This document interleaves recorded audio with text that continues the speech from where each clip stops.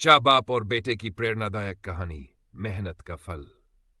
गांव के एक छोटे से घर में रमेश और उसका बेटा अर्जुन रहते थे। रमेश एक किसान था जो दिन रात खेतों में मेहनत करता था ताकि अपने बेटे को अच्छी शिक्षा दे सके।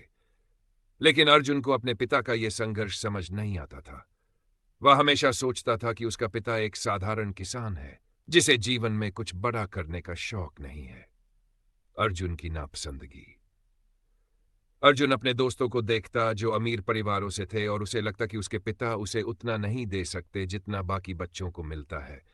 वह अक्सर अपने पिता से नाराज रहता और कहता, पापा, मैं किसान नहीं बनना चाहता, मैं एक बड़ा आदमी बनना चाहता हूं।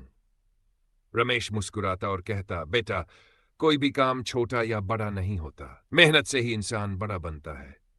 लेकिन अर्जुन को ये बातें समझ नहीं आती थी। सबक देने की योजना। एक दिन रमेश ने सोचा कि अर्जुन को मेहनत का महत्व सिखाया जाए। उसने अर्जुन को एक काम दिया, बेटा, आज तुम्हें खेत में जाकर पानी देना है।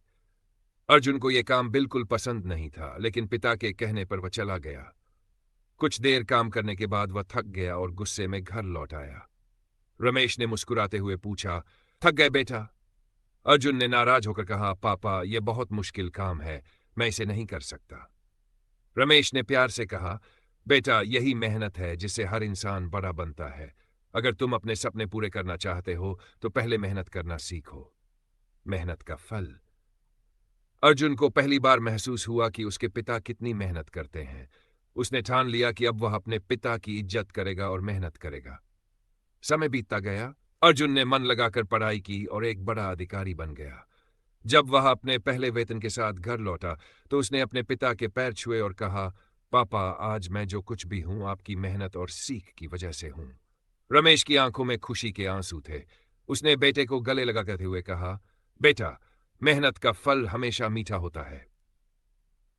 इस कहानी से हमें यह सीख मिलती है कि जीवन में कोई भी सफलता बिना मेहनत के नहीं मिलती। माता पिता के संघर्ष और उनकी मेहनत की कदर करनी चाहिए, क्योंकि वही हमारी असली प्रेरणा होते हैं।